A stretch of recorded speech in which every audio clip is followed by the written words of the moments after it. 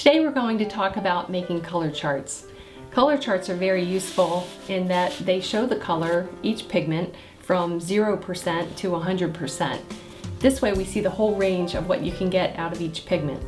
You can even make a color chart for your blends of colors. If you're trying to remember what a particular yellow plus a particular blue makes, then that's also a good idea to put on your color chart. It's just a good way to refresh your memory on how did I mix that particular color. It also is helpful because when you see a color come out of the tube, you're only seeing one version of that color. When you see it on a chart, and for instance, if you're looking for a particular pigment to paint, say, a particular flower, and you want a very specific color out of that, then you can look across your color chart and say, well, these two colors look like they're closest to that, and maybe a mixture of those might give me what I'm looking for.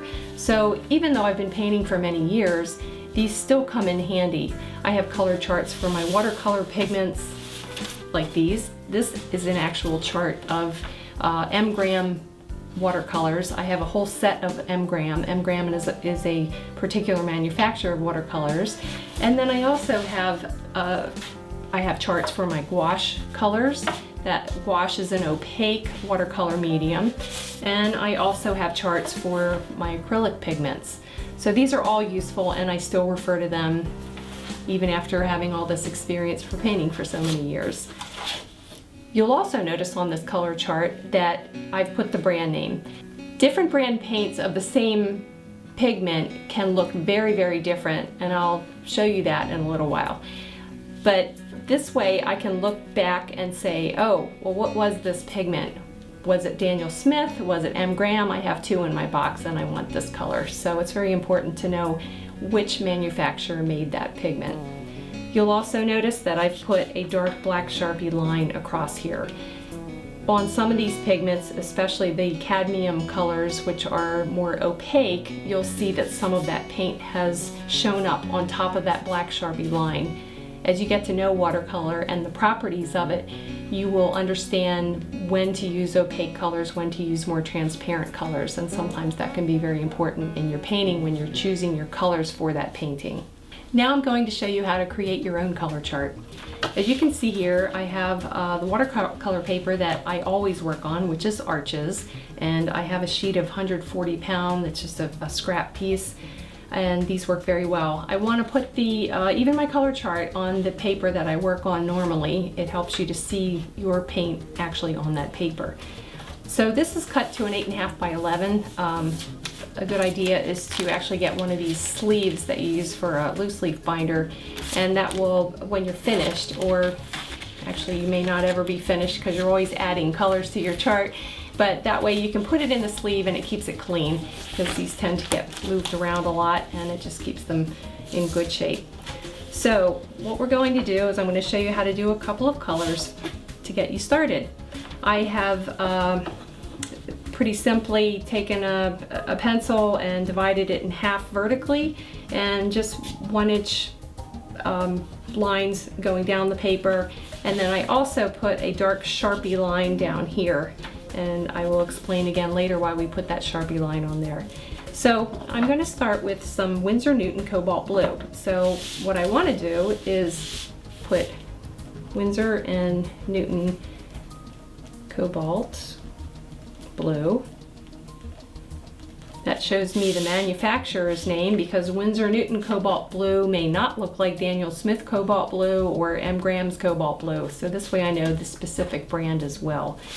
Then what we're going to do is put some on the palette, or if you're doing a whole lot of colors at one time and you don't have fresh paint out, you can actually take it right out of the tube. It saves you from putting out too much paint. So I'm going to wet this area.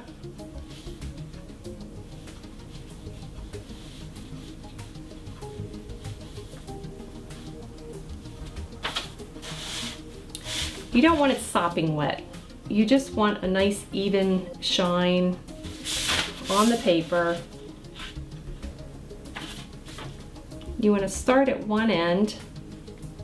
You can dip your brush right into the tube, and you want to put down a really saturated mix of 100% of this color. Get it nice and juicy and thick. You want fresh paint.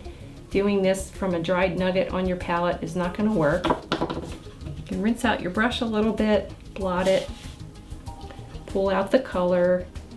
You can even let gravity help you a little bit. Angle the paper, pull it out a little more, rinse your brush, blot your brush, and pull it out even more. So now you can see I have 100% of that color. So maybe I want to continue and do more colors. Why would I not want to put the next color right next to this? Because this is wet. And if wherever wet, why would I not want to put this color right next to this one? This one is still wet. So if I put this down and I wet it, this paint is going to start to flow into that segment. So it doesn't really matter what order you put your colors in.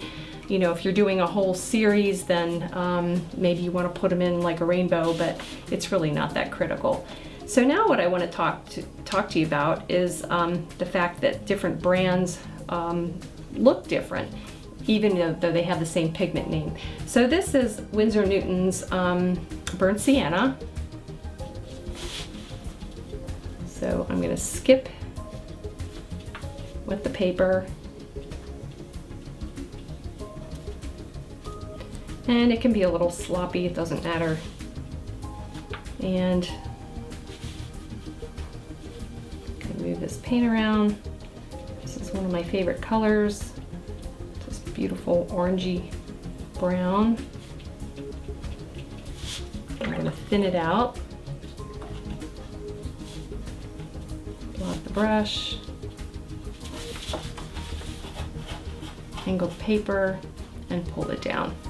You can also let this dry, and then when you're finished, use a Sharpie and label it, or use a Sharpie and label it first. You want to make sure you use an indelible pen so that this doesn't smear. Okay, that's the Winsor Newton brand of Burnt Sienna. And now we're going to do, I'm going to show you the M-gram version of the same pigment. I'm going to skip rectangles again here so they don't blend together. And this is the M-gram version. As you can see, they are very different. Same pigment name, very different color. So you can see the M-gram version is much more on the brown side, and the Winsor Newton is much more orangey. So I typically use this Winsor Newton color for my Burnt Sienna. Now I'd like to show you how to do a blend. So let's say I would like to show what cobalt blue looks like mixed with Burnt Sienna and show a whole range of that color combination. I can put some out on my palette.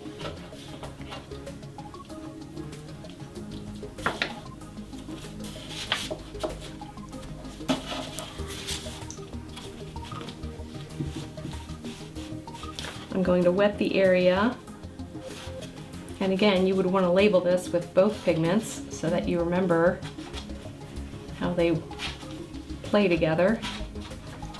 I'm wetting the paper with, again, just so you have an even shine on the paper. If you don't want a bucket of water on here, or otherwise it's going to dilute the pigment too much. And then when it dries, you're really not going to see that full range of color. You don't want to dilute it too much, but you want enough water so that it wants to play and run together. So I'm going to start with one color here. Start with the other color, maybe at the other end, catty corner.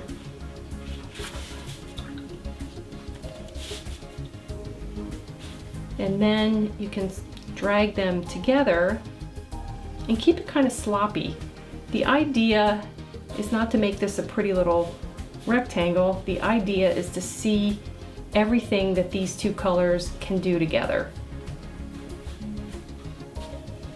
So here you see a full range of the grays and browns that are warmer and cooler through this whole passage. And this is very useful when you're looking for blends of color. You might want to use this to paint wood or a variety of different subject matter. I hope that this helped you to create your own color chart for your own pigments. As you buy new colors, think about putting them on your color chart as soon as you buy them. Until next time, thank you for joining me.